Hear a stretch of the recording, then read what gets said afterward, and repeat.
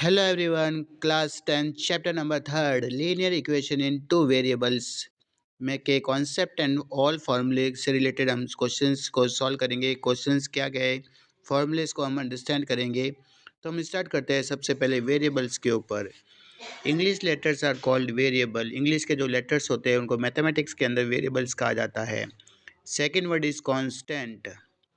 Constant का mean क्या होता है? कांस्टेंट का मतलब होता है रियल नंबर। जितने भी रियल नंबर्स होते हैं उनको मैथ्स के अंदर कांस्टेंट कहते हैं। देन उसके बाद वर्ड आता है इक्वेशन। जहाँ इक्वल का साइन आता है उसको इक्वेशन कहते हैं। कहने का मतलब जिस लाइन में इक्वल का साइन आता है उसको इक्वेशन कहा जाता है। लीनियर का मतलब होता है वेरिएबल के ऊपर की सबसे बड़ी पावर अगर 1 है उसको डिग्री कहते हैं, और डिग्री यहाँ पर 1 होती है। कहने का मतलब linear equation in two variables में दो वेरिएबल्स होंगे, दोनों वेरिएबल्स के ऊपर हाईएस्ट पावर जो होगी वो 1 होगी और दो इक्वेशन देगा। इस वजह से इसको कहा जाता है linear equation, pair of linear equation in two variable. तो अब हम बात करते हैं, कहने का मतलब इस चैप्टर में हमें दो इक्वेशंस देने वाला है। हर क्वेश्चन में दो इक्वेशंस गिवन होगी। उन दो इक्वेशन की स्टैंडर्ड फॉर्म क्या होगी उसको अंडरस्टैंड करते हैं। तो standard form pair of linear equation. तो फर्स्ट इक्वेशन की जो स्टैंडर्ड फॉर्म होगी a1x plus b1y plus c1 equals to 0 होगी। कहने का मतलब जब भी आपको इक्वेशन को स्टैंडर्ड फॉर्म में राइट करना है तो राइट हैंड साइड 0 होना चाहिए। आपका जो राइट हैंड साइड है वो 0 होना चाहिए। अब यहाँ पर इक्वेशन के अंदर देखते हैं कौन क्या है। यहाँ पर x और y जो है ये वेरिएबल्स है, और a1 b1 c1 जो है ये रियल नंबर्स है। कहने का मतलब आपको a1 b1 c1 के जगह नंबर्स देगा। तो बात करते हैं कोफिशिएंट ऑफ x की, यानी x किससे मल्टीप्लाई होगा, जिस नंबर से भी मल्टीप्लाई होगा उसको a1 कहेंगे। कोफिशिएंट ऑफ y मतलब y जिस नंबर से भी मल्टीप्लाई होगा उसको b1 कहेंगे, और कांस्टेंट नंबर को c1 कहेंगे। तो ये है इक्वेशन नंबर फर्स्ट। और इसी तरीके से इक्वेशन नंबर सेकंड की जो स्टैंडर्ड फॉर्म है a2x plus b2y plus c2 equals to 0 होगा। यानी राइट हैंड साइड 0 होना चाहिए, और लेफ्ट हैंड साइड में फर्स्ट टर्म x की होगी, सेकंड टर्म y की होगी, और थर्ड टर्म कांस्टेंट नंबर की होगी। एक्स वाई यहाँ पर वेरिएबल को शो करेंगे, और a2 b2 c2 यहाँ रियल नंबर्स है। अब मैं अगर आप बात करूँ यहाँ पर कोफिशिएंट ऑफ x कौन होगा सेकंड इक्वेशन में, तो वो a2 होगा। कोफिशिएंट ऑफ y कौन होगा, वो b2 होगा, और कांस्टेंट नंबर को हम c2 कहेंगे। तो इस तरीके से दोनों इक्वेशन के हमने स्टैंडर्ड फॉर्म को अंडरस्टैंड किया है। अब हम वैल्यू बनाना सीख लेते हैं। मान लो ये फर्स्ट इक्वेशन है -2x plus 3y minus 8 equals to 0। ये रहेगी हमारी first equation. Right hand side आपका 0 होना चाहिए, सुन लेना।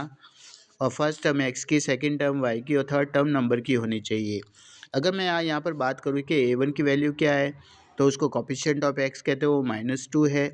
b1 कौन है, कोफिशिएंट ऑफ y जो 3 है, और c1 कौन है जो कांस्टेंट नंबर है -8। इसी तरीके से अगर बात करें second equation 6x minus 4y plus 7 equals to 0, ये हमारी सेकंड इक्वेशन है। a2 कौन है, x का कोफिशिएंट 6, b2 कौन है, y का कोफिशिएंट -4, और c2 कौन है 7।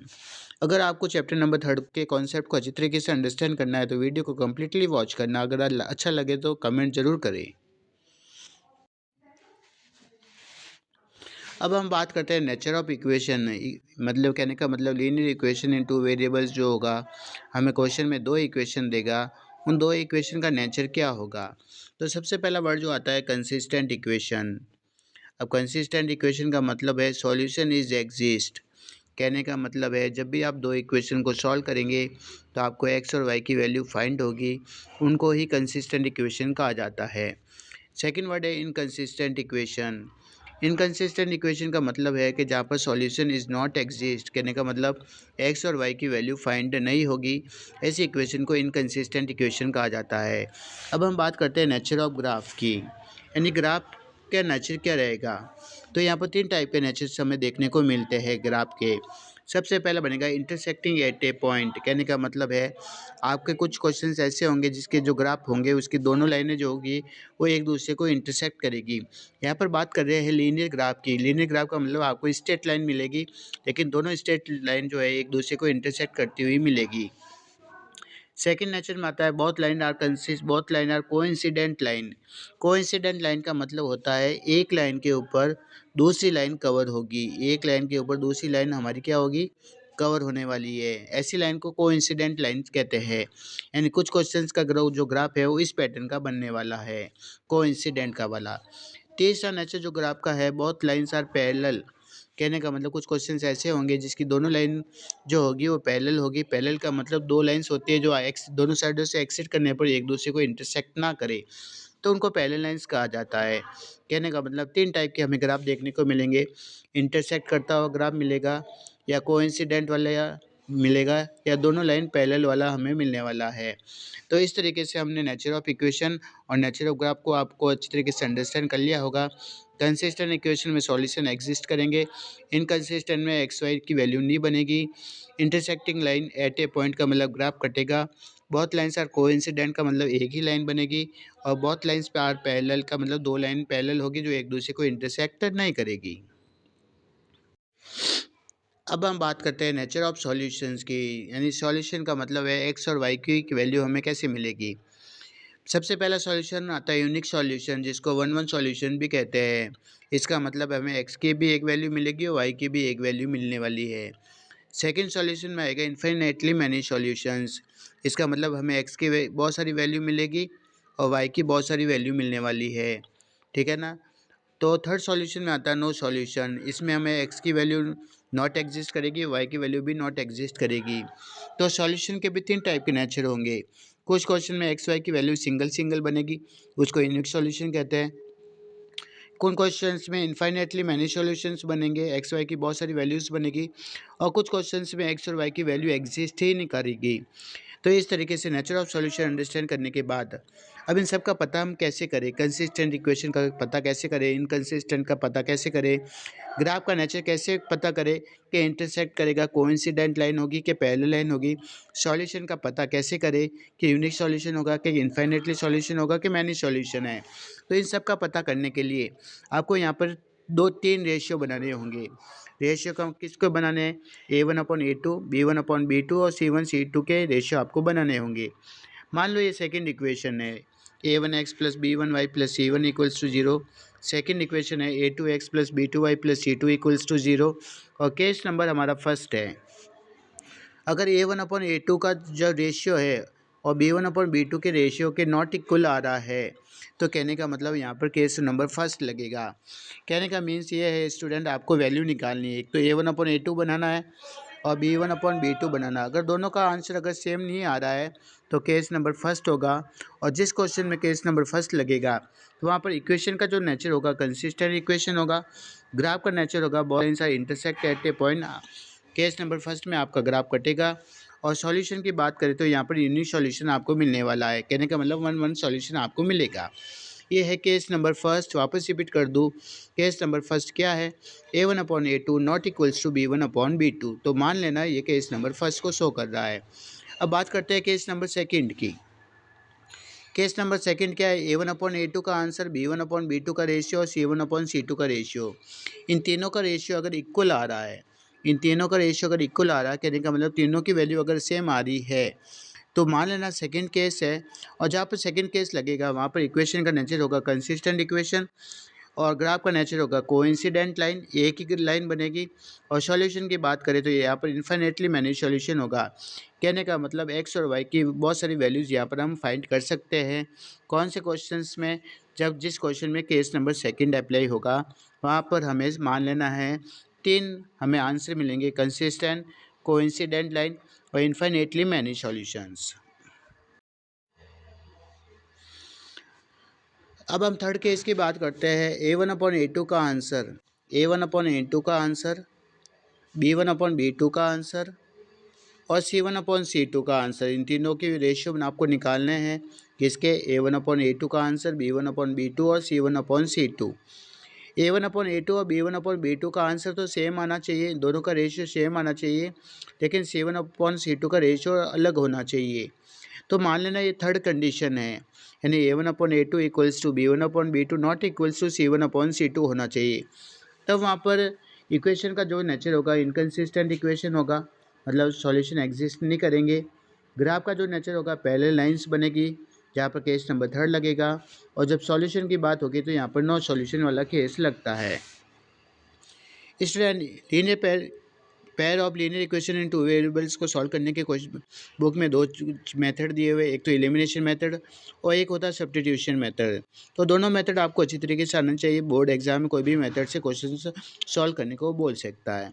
उसके अलावा वर्ड प्रॉब्लम से रिलेटेड कुछ क्वेश्चंस है, तो उन क्वेश्चंस की में जो लाइन है उनको मैथमेटिकली कैसे शो किया जाता है, चलो उनके बारे में चर्चा करते हैं, लेकिन थोड़ा इसको आप ध्यान से समझना।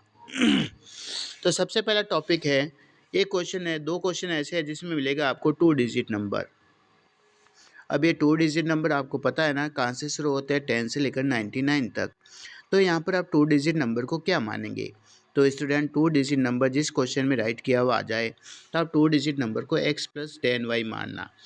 आप y + 10x भी मान सकते हो, बट मैं आपको यहाँ पर बता दूँ, जब आप 2 डिजिट नंबर को x + 10y मानेंगे तो यहाँ पर जो x है ये तो यूनिट डिजिट को शो करेगा और ये जो y है वो 10 डिजिट को शो करने वाला है। क्लियर? तो इसका मतलब 2 डिजिट नंबर में जो डिजिट होंगे वो तो एक्स वाई होंगे और नंबर क्या होगा x + 10y। इससे लेकर आपको क्वेश्चन को सॉल्व करना है। एक क्वेश्चन जो है वो स्टूडेंट बॉयज़ और गर्ल्स के ऊपर है। जैसे 10 स्टूडेंट है, अब मुझे इक्वेशन बनानी है, तो आपको पता ना स्टूडेंट्स किसको कहते हैं, नंबर ऑफ़ बॉयज़ और नंबर ऑफ़ गर्ल्स के टोटल को ही तो हम स्टूडेंट कहते हैं। अब ये कह रहा है कि क्वेश्चन 10 स्टूडेंट है, तो कहने का मतलब क्या है, बॉयज़ और गर्ल्स के नंबर को टोटल कर दो, वो 10 के इक्वल आएगा। तो नंबर ऑफ़ बॉयज़ को मैंने क्या माना है, यहाँ पर x लेट किया है, नंबर ऑफ़ गर्ल्स को मैंने क्या माना है, y लेट किया है। तो इस तरीके से इक्वेशन क्या बनेगी, फर्स्ट इक्वेशन x + 10y = 10। ये क्वेश्चन में है। कुछ क्वेश्चन है उनकी जो लाइन है उनको मैथमेटिकली चेंज करना मैं आपको सिखा रहा हूँ। इसी क्वेश्चन में सेकंड लाइन कह रहा है, number of girls is 4 more than number of boys. तो इसका मतलब क्या है, ये कह रहा है कि गर्ल्स के जो नंबर है वो बॉयज़ के नंबर से 4 ज़्यादा है। तो कहने का मतलब नंबर ऑफ़ गर्ल्स को मैंने क्या माना, ऊपर वाले क्वेश्चन में y लेट किया है, तो y जो है वो x से 4 ज़्यादा है, तो क्या होगा, y = x + 4। ये बनेगी आपकी इक्वेशन। इसको आप स्टैंडर्ड फॉर्म में क्या राइट करेंगे, x को पहले लेफ्ट हैंड साइड में लेके आ जाओ, तो -x + y = 4। ये वाली इक्वेशंस आपको यूज़ करनी है। तो अगली जो लाइन है जिसको मैथमेटिकल में चेंज करेंगे, ये कह रहा है cost of 5 pencil and 7 pen together 50 rupees. ये कह रहा है कि आपने 5 पेंसिल खरीदी और 7 पेन खरीदे और दोनों को मिलाकर आपने 50 रुपये दिए, तो बताओ इक्वेशन क्या बनेगी। तो इस सो ईजी है, सिंपल है। आप क्या करो, एक पेंसिल की कॉस्ट को मान लो x रुपये, एक पेन की कॉस्ट को मान लो y रुपये। मान लो एक पेंसिल अगर x रुपये में है तो 5 पेंसिल कितने रुपए में आएगी, 5x में।